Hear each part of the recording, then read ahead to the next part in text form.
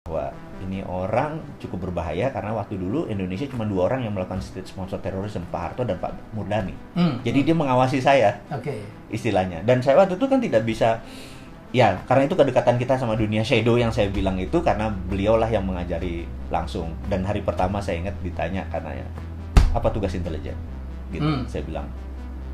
Di akademi kita bilang bahwa intelijen adalah first line of defense. Jadi first line of defense ini pertahanan garda terdepan dari sebuah pertahanan itu adalah intelijen.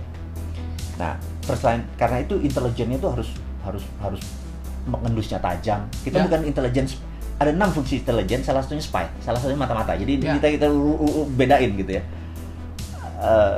Kemudian saya bilang first line of defense, di mana garda terdepan sebuah pertahanan adalah intelijen. Jadi intelijen itu ibaratnya anjing tuh herder, buas, tajam, bengis. Bahkan sebelum bergerak pun, karena dunia pertahanan adalah eradicate threat. Ini harus dicatat nih, ini sebagai pelajaran aja bahwa tugas pertahanan, tugas militer adalah eradicate threat, meniadakan ancaman.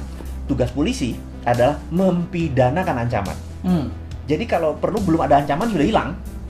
Itu di intelijen. Itu di intelijen, gitu ya, belum ada ancaman. Jadi ini cenderung cenderung ada threat atau ancaman sudah dihilangkan dulu. Karena itu kesannya melanggar HAM, kesannya. Nah, Barat untuk membuat kita tidak canggih dianggap hak asasi manusia itu tinggi. Padahal pertanyaan sederhana nih, saya tanya sahabat semua nih, saya tanya ke Mas Helmi, saya tanya, tinggian mana human right sama nation right? Nation right sih. Selesai. The end of discussion. Dan itulah Pak Murdani pesan ke saya, nation right lebih tinggi, yang membuat ini Indonesia ini intact, Indonesia ini utuh, Indonesia ini ke depan menjadi bertahan 1000 tahun karena nation right di atas human right, gitu. Nah, sekarang human right memang lagi didengung-dengungkan, kita harus meet halfway, bener nggak? Ini harus turun, ini harus naik, gitu loh. Nah, inilah kita pentingnya mengeduket, karena itu saya punya muscle knowledge agak berbeda nih. Itu saya terus deliver karena itu. Mas Wowi itu memang tahunya terlalu banyak gitu ya. Dia ngerti terorisme. Bahkan sebelum-sebelumnya dia lebih dikenal di TV itu kan kalau ada terorisme gitu dipanggil gitu ya untuk minta pendapat. Tiba-tiba dia menjelma menjadi YouTuber yang gila, jutaan follower. Ya punya masa juga gitu. Jadi dia punya apa ya? Binaan para pengusaha. Saya kemarin diundang waktu kita bikin CEO Mastermind. Waduh, ini orang kayak nabi gitu, apapun yang dia katakan itu, wah, diterjemahkan gitu. Apa namanya, MMBC ya, Pak? Iya. Ada 4.700 alumni MMBC yang saya MMBC itu Millionaire Mindset Bootcamp. Jadi, dan itu fanatik ya, Pak?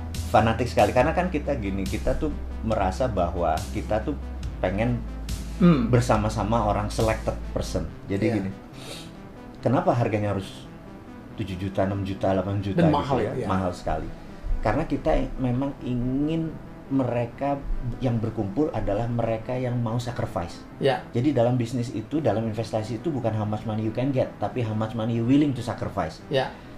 Kalau mereka cuma berani sacrifice-nya 100.000, ya dapatnya 100.000. Apalagi mereka yang moderat, modal dempul urat gitu ya.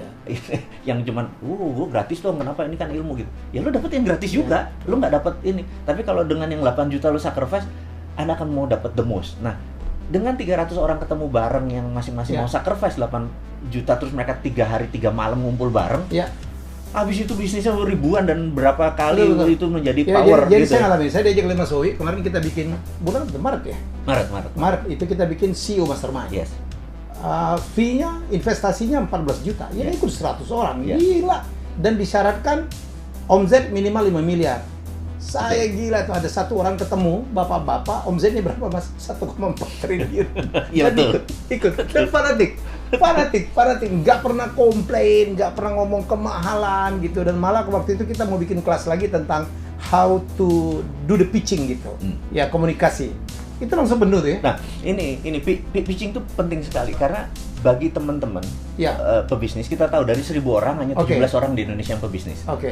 Tapi pebisnis kita ini kita pengen scale up. Betul. Iya kan, kita pengen scale up. Nah, kelemahan yang paling kita berdua kita udah mereview dan nanti teman-teman nanti kita pengen contribute ke teman-teman adalah kelemahannya adalah di pitching. Karena pitching itu harusnya dengan kurang dari 5 menit investor udah dapat aha momennya. Gitu kan? Yeah. Atau bahkan kalau lebih powerful lagi, 3 menit. Udah cuma 3 menit, dapat aha, dapat wow. Aha, terus wow, itu. Wow itu gue mau. Iya, gue mau. Yeah. Wow itu gue mau. Nah, kita ini pengen saya merasa mengusulkan, dan Mas Helmi juga mengusulkan kita gini. Jadi teman-teman, kita akan membuat pitch deck ini menjadi serial workshop. Jadi mungkin ada YouTube-nya, mungkin ada kelasnya, gitu ya. Penting sekali karena 3 minutes itu can change your life. Nah, itu yang kita mau ini. Jadi setuju nggak, gimana nih? Oh iya. Jadi ini yang sedang saya siapin dengan Mas Wowi. Saya tahu banyak sekali ide berkeliaran di luar sana gitu. Tapi kan butuh bantuan modal, butuh angel investor gitu. Mencari investor itu sulit loh. Minta waktunya sulit. Nah, kadang-kadang kita kan ada sebuah kebetulan, ketemu di tempat parkir, di kawinan, di lift gitu. Oh, ketemu nih investor, ketemu Gita Wirawan, ketemu Sandi Uno, ketemu Pak Dahlan Iskan, and so on gitu. Barangkali cuma punya 3 menit, Pak, gue punya gini-gini, mau nggak Pak? Saya butuh gini-gini, in 3 minutes, gue mau. Itu yang kita latih ya Pak? Itu gini, karena, ini yang menarik gini. Banyak pelatihan di luar sana yang melatih bukan walk the talk. Walk the talk itu adalah orang yang mengerjakan apa yang dikatakan. Ini sudah melakukan. Yang sudah melakukan. Nah, banyak sekali teman-teman nggak salah, mereka mengajarkan, dapat pelajaran, tapi waktu diaplikasikannya agak kurang membumi. Karena ya yang mengajarkannya berilmu, tapi bukan berpengalaman. Nah, kita tuh ingin teman-teman nanti kalau join adalah yang mengajarkan adalah berilmu dan berpengalaman. Apa yang kita datengin benar-benar tadi seperti Pak Gita Wirjawan yang kita datengin, Mas Irwan Musri, kalau benar-benar orang yang benar-benar do the talk gitu ya. Sandi Uno gitu. Ini yang kita pikir mereka jadi saya tuh kalau invest semua yang kayak gini. Sisi lain. Jadi beliau ini coach juga gitu. Ya kan. Waduh, pengikutnya luar biasa dan dirawat sama beliau gitu. Wah, sabdanya beliau itu dibahas gitu. Ini kata coach kita gitu. itu di other side, dan saya nggak pengen sebenarnya. Mas Wowi itu banyak banget. Dia punya rumah yatim ya Pak ya?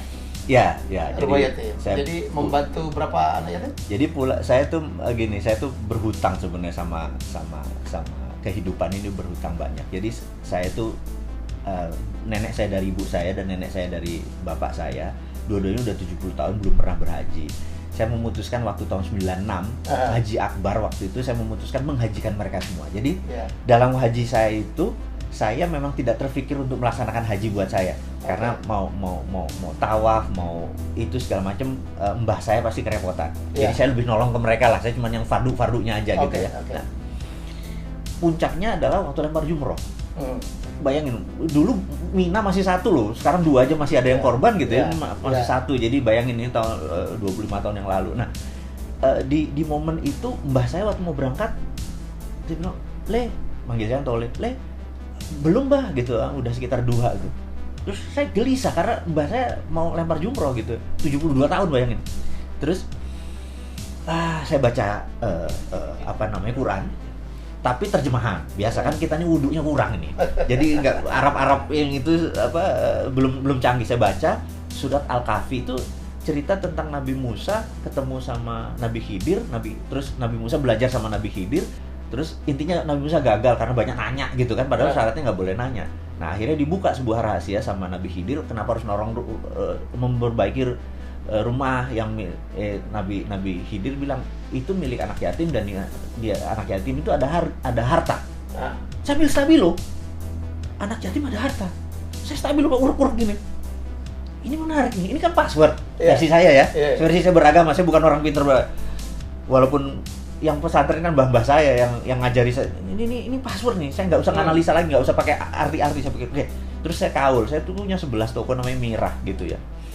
Toko swalayan, dulu kan tokonya belum swalayan, dulu toko kelontong tuh kan harus ada yang nunggu, mau beli apa, kayak kongkoh lah, mau beli apa harus kita layani. Toko swalayan masih nggak ada, kita mungkin pertama yang punya 11 gitu ya. Nah, saya niat, dalam hati saya bilang sama, kan adik saya yang ngelola, saya bilang pulang 1 saya mau jadiin rumah yatim deh, gitu, karena di rumah yatim ada harta, dengan miara anak yatim saya jadi tajir nih. Itu di kepala saya ini trading sama Tuhan, ini saya jahat nih gitu ya. Kemudian udah itu saya taruh, terus saya lihat kok agak sepi, saya bilang, "Bah, bismillah yuk, berdua berangkat." Saya gandeng mereka berdua. Terus, apa yang terjadi? Ini true story, sampai merinding saya.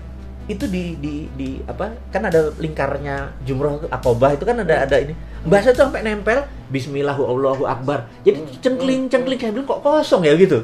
Udah pulang lagi, terus teman-teman jamaah yang lain, "Loh, udah jumroh, sudah, Mbah bisa. Kosong kok," kata Mbah gitu. Mereka ke sana balik lagi, "Mana penuh?" Saya bilang, "Ngerti nggak? Something." Nah, saya bilang, "Wah, gua harus komit nih sama ini." Pulang, satunya saya jadiin rumah yatim. Namanya Yayasan Husnul Khotimah awalnya. Terus karena saya nggak ngerti manajemennya, ada sahabat saya dari pesantren Hidayatullah itu yang memanage ini software-nya, ini hardware-nya nih. Nah, bertahun ternyata kita sering kelebihan. Jadi kelebihan beras, kelebihan anaknya cuma 47, dapatnya 3 ton gitu. Akhirnya kita ngasih ke Cilember, Cilodong, ngasih ke pesantren-pesantren yang lain.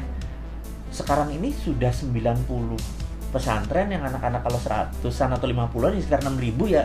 Karena nyumbangnya ke kita ubah akhirnya menjadi Rumah Yatim Indonesia. Nah, sumbangan ke sini. Yang jadi masalah kita bukan seperti Basnas, seperti rumah zakat yang uangnya dikumpulin. Kita dapat 1 miliar bulan itu habis, dapat 2 miliar bulan itu habis karena kita nggak pernah saving. Emang untuk distribute, bukan untuk ngambil terus ambil turunannya. Itu bukan kita banget. Jadi cara ngelolanya ya versi kita, versi Sontoloyo lah. Itu jadi kita punya. Nah, alhamdulillah saat ini baru berapa 6 ribuan kira-kira. 6 ribu rakyat ya. Nah, tapi kita cuma manajemen dan memberi tiap bulan sih antara 3 sampai 5 miliar sumbangan orang. Nah, yang jadi masalah kalau kurang kita nelpon kita ya, karena itu kita suka mohon maaf sekali lagi. Ini mungkin ada confession ya, pengakuan dosa kepada teman-teman semua. Kenapa saya punya holding di Singapura? Karena di Singapura kalau di Indonesia kan kalau Mas Helmi untung 10 miliar, 25% diambil untuk pajak. Ya. Benar nggak? Kalau di Singapura cuma 11.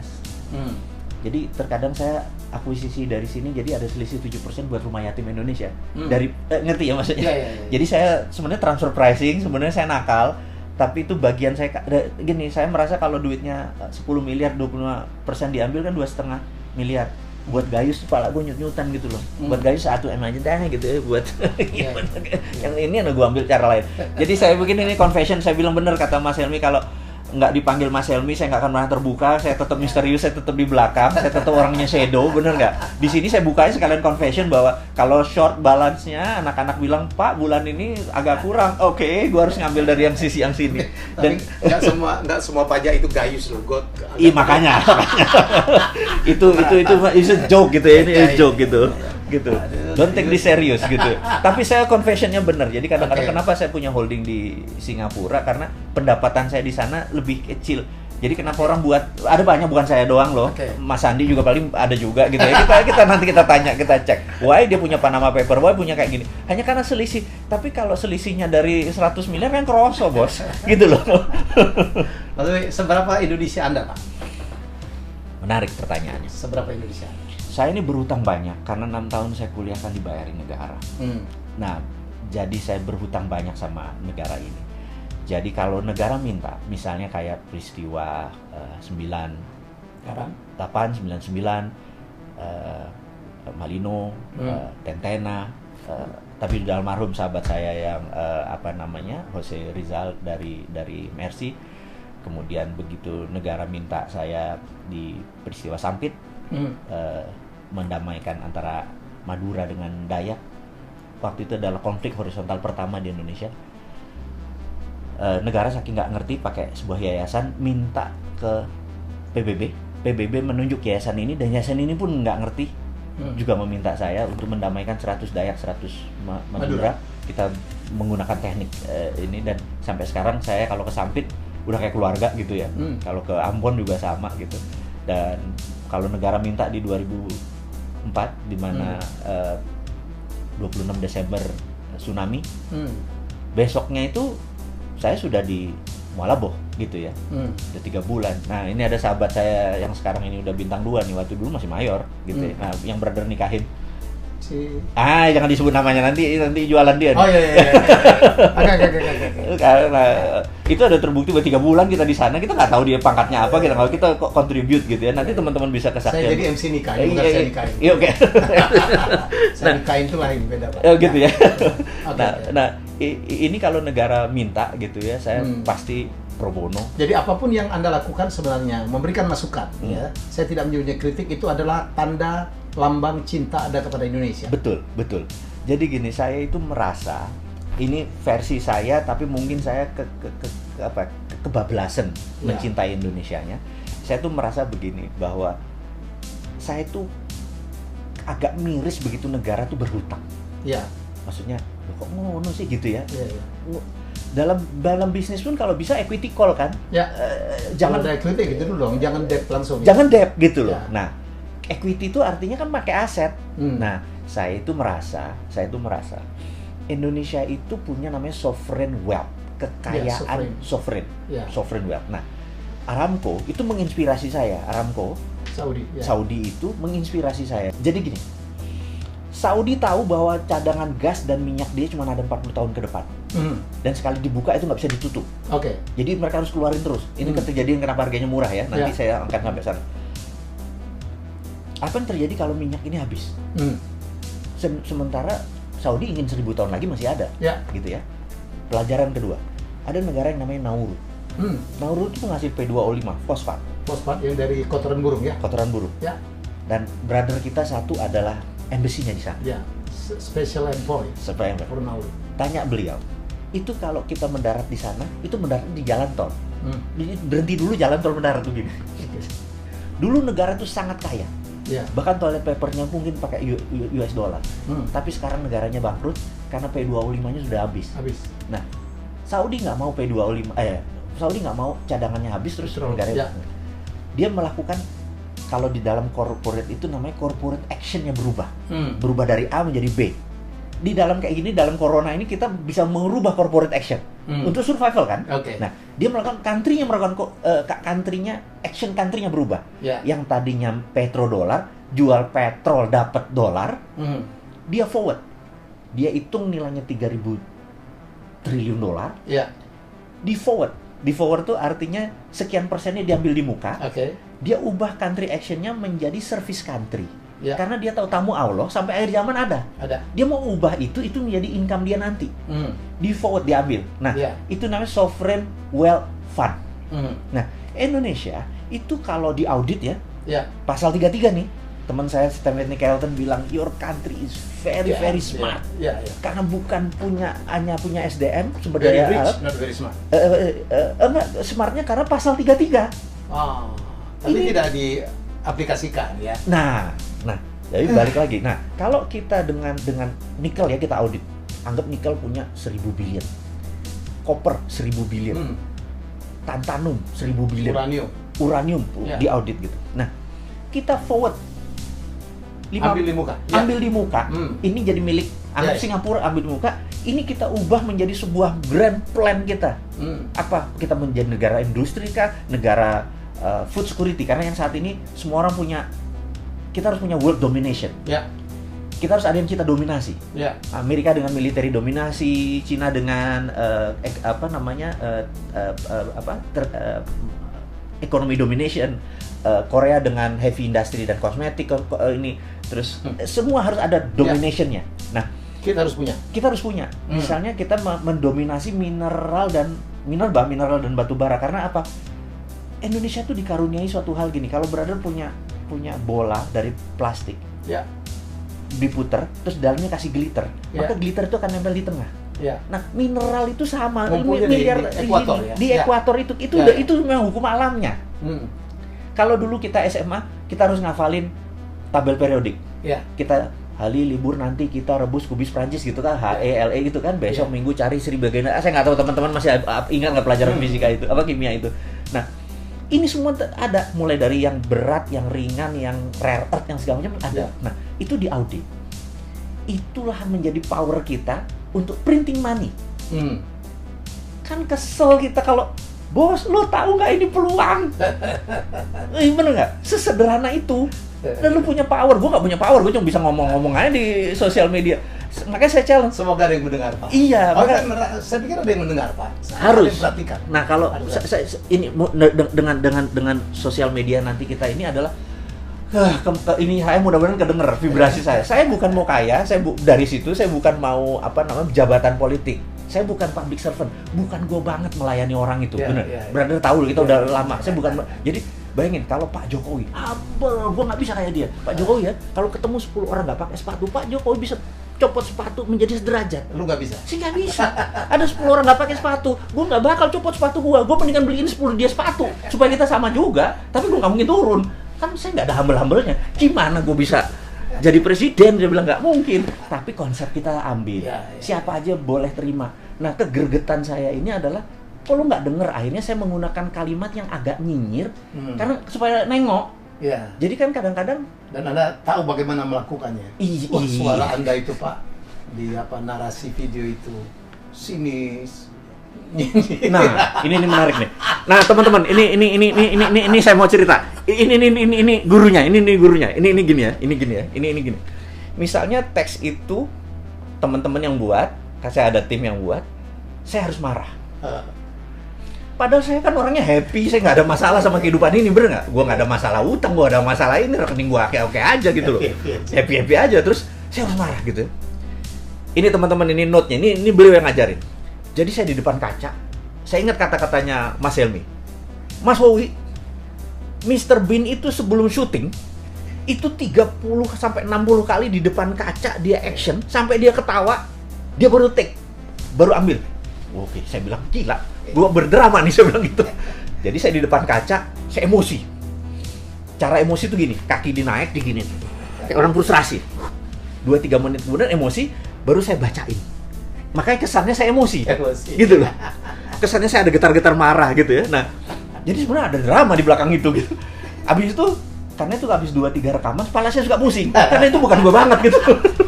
Tapi demi message itu tercapai gitu loh. Dapat, Pak. Kayak demi message. Itulah saya bilang.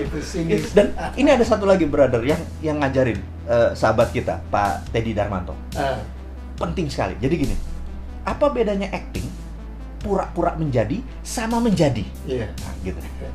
Jadi orang kalau mau dapat Oscar itu bukan pura-pura menjadi pegawai, tapi menjadi pegawai. Jadi ini beda nih. Karena itu kalau main sinetron dia pura-pura menjadi supir, pura-pura menjadi orang miskin. Nggak akan pernah dapat Oscar yang main di sinetron. Ini Pak Helmi, ini beliau yang ngasih tahu sama satu lagi Pak Teddy Darmanto.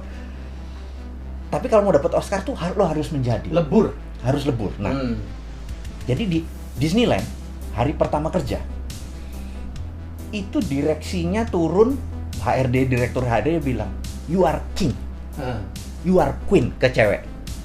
Tapi selama 8 jam you are still pelayan. Lo janitor gitu. Lo menjadi janitor. Begitu dia benar-benar dia tidak acting, dia benar-benar full heart karena itu tipsnya gede-gede semua. Benar nggak? Tapi begitu selesai jam kerja, you are king again gitu loh. Nah, itu dapat karena itu Disneyland is the most happiest place on earth. Benar nggak? Nah, saya pengen gini. Ini kalau gue jadi presiden nih, kayaknya Menteri Pendaya Antar negaranya gue sekolahin ke Disneyland supaya Indonesia menjadi the most happiest country in the world gitu. Karena menjadi gitu Pak, selama 8 jam dia menjadi ini, habis itu dia king, we are king, bener nggak? Gitu, itu ya. Nah, ini adalah resep bagaimana suara tadi, karena saya bukan pura-pura menjadi, saya menjadi lebur, menjadi orang yang ya gitulah gitu. Nah ini gurunya. Aduh, ini 2 jam nggak kelar ini sebenarnya. Tapi jarang beliau bongkar-bongkaran gini, karena banyak orang nggak tahu sisi lainnya. Mas Wowi ada tahu bahwa dia betul-betul pengusaha. Gila, usaha apa aja gitu. Kita aja ada berapa kali ada usaha apa aja, dan dia adalah seorang tipe dreamer juga gitu, kreator. Wah, mimpinya luar biasa. Tapi dia punya sisi yang sangat luar biasa. Mulia, dia punya rumah yatim menyantuni 6.000 orang. Saya nggak tahu dapat sumbangan dari mana. Itu tetap jalan apapun yang terjadi. Dan dia tetap memberikan kontribusi dengan caranya gitu. Kalau biasa-biasa aja disampaikan mungkin nggak didengarin orang ya. Dia punya pengikut 4.700 gitu yang sangat fanatik. Orang-orang sukses, orang-orang hebat. Ya, orang-orang yang sangat positif. Dan saya alhamdulillah masuk ke dalam lingkungan ini. Dan kemudian, ini barangkali kita bahas berikutnya aja. Orang nggak banyak tahu. Orang kan ada yang ngomongnya bagus, ya tapi perbuatannya tidak mendukung. Beliau ini sama nih, walk the talk. Walk the talk aja udah salah. Walk the talk itu adalah orang yang menjalankan apa yang dia sampaikan. Beliau orang itu, tapi beliau ada bonus satu lagi. Nyari walk the talk aja susah. Beliau adalah seorang penulis yang baik. ada penulis nggak bisa menyampaikan, ada orang menyampaikan bagus, beliau penulis yang baik, termasuk nulis novel. Wah, saya baca itu, gila. Saya bilang, teman saya satu di tulisannya lebih bagus dari saya tentang apa Ferrari yang dicuri itu ya. Grand Theft Ferrari. Grand Theft Ferrari. Ferrari. Itu cerita nyata nggak sih? Cerita nyata yang didramatis. Jadi iya, jadi ceritanya itu true story. Jadi sahabat saya dulu namanya I sebenarnya, dia suatu hari dapat, bapaknya adalah titik-titik pajak. Jadi zaman tahun 80-an, jangan tanya kalau ini kan belum seketat sekarang ya. Dia tuh sekolah dibayari oleh orang tuanya, dikasih 150.000 untuk 4 tahun, dolar artinya ditaruh di muka. Nah, dia spending ini untuk barang-barang mewah, termasuk Ferrari tadi. Suatu hari saya nggak kenal dia. Sekarang saya nanti bawa kenal, ini lo orangnya gitu ya. Sekarang ini my partner in crime gitu ya. Ini true story. Nah, terus saya dari dulu memang di San Francisco, di Amerika, karena ikut Permias tuh, anak-anak bilang, lu kalau ada problem ke orang ini aja, ini orang ini problem solver. Ini problem solvernya dalam arti nakal. Ini saya kasih contoh sebelum dia nih. Nah, problem solvernya misalnya gini. Suatu hari saya kedatangan satu anak Cina gitu ya. Saya kalau ngomong bener, karena memang rasnya Cina dan orangnya, tapi dia sahabat saya, dia pemilik bank. Dia datang bilang, iya gue tahu, lu ngapain di sini? Bokap gue belum ngirim duit. Terus lu mau minjem gue duit? Minjem gue duit? Enggak sih, katanya kalau sama lu ada ide. Gimana? Pacar gue di Oregon, ulang tahun. Gue nggak ada duit. Lu ada ide nggak? Itu versi lu tuh. Yaudah, sini kuncinya. Mau diapain? Jadi saya colong peleknya, saya taruh mobilnya. Lo asuransi kan? Asuransi. Kemudian asuransi kan bayar, terus peleknya saya balikin lagi gitu ya. Jadi dia dapat $2,000 waktu itu, ngakali asuransi. Wah, thank you ya bro gitu. Itu kan bajingan sudah. Di Amerika kita punya ilmu kayak gitu. Tapi itu dark side. Sisi lain, the other flip of Mardigu, yang makanya saya bilang wudhu saya nggak pernah penuh gitu ya. Dosanya banyak gitu ya. Terus, nah ini juga sama. Jadi sudah dari mulut ke mulut kalau ada problem. Nah, tahu-tahu ada telepon saya dari Kansas ini, saya bilang, oh iya, gua nggak tahu siapa lu, saya bilang kayak, nggak, gua ada masalah. Ya masalah lu jangan kasih ke gua bisa kasih lu $5,000. Oke, saya bilang kalau $5,000 we are talking gitu bilang gitu. Gini, nyokap gua sekarang di LA, 2 minggu lagi ke Kansas. Kalau dia ke Kansas tahu ini barang, dia ngamuk pasti. Terus, tolong bawa mobil ini, lu umpetin, kata dia kayak gitu. Dah, saya sedang, iya, gua kasih lu $5,000. Kansas SF, bro. Itu kan 4 negara, 4 time zone kan? Amerika kan hampir 6 kan? Ini 3 time zone gitu. Wah, 2 hari 2 malam nih. Iya, 2 hari 2 malam nih, gitu ya. Terus itu November lagi. Waduh, udah mau musim dingin kan? 5.000 kurang kali, tapi gue tambah di tengah-tengah, gitu. Oke. Saya panggil teman saya si B ini, bro, join apa? Bebelah yuk kita. Oke. Cuman jadi naik pesawat dibayarin sampai sana, itulah ketemu dia. Bilang, ini kunci, ini fulus, jalan ke Red Ferrari Testarossa gitu ya. Oh, jalan. Kita ada poin ketemu di Tacoma, saya lupa nama daerahnya. 2 jam kira-kira dari Kansas. Kita pakai poin, kling, telepon. Bos, gue udah di sini, gitu, ngabarin. Oh, oke. Klik pas telepon, dia jawab, udah sampai sana, oke, you on your own. Maksud lo apa? 5 menit yang lalu gue laporin bahwa mobil gue kecolongan. Jadi gue mau ambil asuransinya buat nyokap gue, nanti tanya duitnya mana, bener nggak? So you're on your own. Hilang. Anjir, gila, kita bawa stolen car. Dan itu belum ada dalam cerita Amerika tahun 88 mencuri mobil mewah. Kansas lo ini, bener nggak? Kita bilang, gila bro, nanti dikejar pakai chopper kita kan. Jadi kita bawa stolen, jadi kita dipaksa jadi penjahat. Self defense kita. Teman saya si B bilang, wah gila, ini harus kita ngapain? I don't know. Terus begitu kita mau jalan, kita tadinya mau terus Boulder ke Dallas, Colorado, terus ambil Utah. Tetap kebaca nih. Kan orang kalau stolen dari tengah, ini Midwest ini. Itu kalau nggak ke Miami, ke California. Iya. Ini kebaca banget gitu loh. Tapi ini tahun 88, nggak kayak sekarang gitu ya. What do we do? Akhirnya kita ke utara ambil, ke Wyoming. Nah, kan utara, Montana, Wyoming. Sepi dong, Bo. Redneck semua, kita Asia pakai Ferrari, lu bayangin gitu. Nah itu cerita. Nah itu cerita basicnya. Kemudian kita kasih drama karena setiap jalan sih. Tapi ini true story. Setiap jalan Benny selalu nelpon. Saya bilang, lu nelpon siapa sih? Dia ini lover boy. Lover boy itu maksudnya doyan tebar pesona, TP gitu ya. Ya sudah, saya jalan terus, wah ada cewek satu Manado, cakep gini segala macam, gue ngincer dia nelfon, sebenarnya nelfon namanya cowok lagi lagi TP begitu, bocor kan. Aduh gila lu, ada orang tahu satu lagi mengenai ini, bener nggak? Ya gitu. Nah yang menarik, saya lompatin ceritanya. Yang menarik adalah kita suatu hari sudah short semuanya, kita perlu partner in crime another. Kita putuskan ini datengin aja deh, bener nggak? Waktu itu kita di Utah. Begitu dia datang, cep, gua shock, karena dia mantan gua. Yang kita harus putus. Ini real story atau ini real story? Mantan gua yang putus karena beda agama. Dia Manado Kristen, kita beda agama. Dan kita nggak bisa bilang bahwa kita kenal dong. Gak enak sama Benny. Lo tau dramanya gimana dong, nahan masih cinta karena putusnya karena putus dipaksa. Putusnya menarik, jadi baru pacaran ini di rumahnya. Ini saya ceritain, ini kurang ajar nih dipanggil ini. Gue jadi open up something gitu ya. Jadi ada satu momen di mana udah deket. Terus saya mau datang ke ngapel lah ceritanya, si tante keluar. Apa kabar? Nah itu terus baik kan gitu. Duduk kan. Dia lagi mandi gitu. Setengah jam nggak keluar saya bilang. Terus dia keluar. Sebentar ya. Ini ada Kartini. Ini bagus dia. Oh mama, oh papa gitu. Dimasuk lagi ke dalam. Saya baca oh mama, oh papa. Saya sampai habis itu. Dia keluar lagi. Gimana? Udah baca oh mama, oh papa. Apa?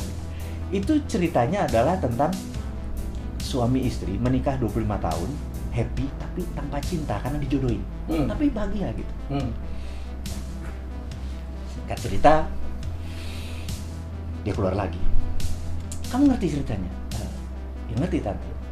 Tante cuma mau bilang, kalau ada cinta tanpa perkawinan, pasti ada perkawinan tanpa cinta gitu ya. Jadi kamu ngerti dong maksud tante. Jadi halus banget ya. Oke. Nah, itu ketemu lagi, bener nggak? Yeah. Itu ketemu lagi dalam waktu periode yang sangat dekat gitu, ketemu lagi gitu. Inilah membuat ini jadi komedi romance thrill. Jadi saya sebenarnya bukan creating, saya memorizing. Jadi beda. Tapi nih. Bapak nulisnya keren banget, Pak. Saya kan penulis novel ya. Jadi, waduh, gayanya itu apa ya? Nakal gitu kan. Ya, jadi kayak dulu Bondan nulis juga aliran gitu. Iya. Tapi kadang-kadang kayak Nick Carter juga tuh. Kebablasan juga. Gitu. Jadi ini luar biasa. Jadi saya nggak pernah bertemu orang demikian lengkap. Dia melakukan apa yang dikatakannya dan menulisnya sama hebatnya. Ya, saya berharap Grand Theft Ferrari atau Ferrari curian itu segera menjadi film ya Pak ya. Pengen kita bikin Netflix aja Pak. Why not gitu? Itu jadi challenge. Saya kepikiran tadinya mau tahun ini ada sama mimpi saya dengan Mas Wowi berikutnya adalah kita akan bikin trip. Ya saya nggak tahu. Ini saya ucapkan terus supaya ini bisa dikabulkan. Kita akan buat tour dari tour Route 66. Oh, saya bukunya udah lengkap semua. Jadi kita akan tour dari Chicago to LA.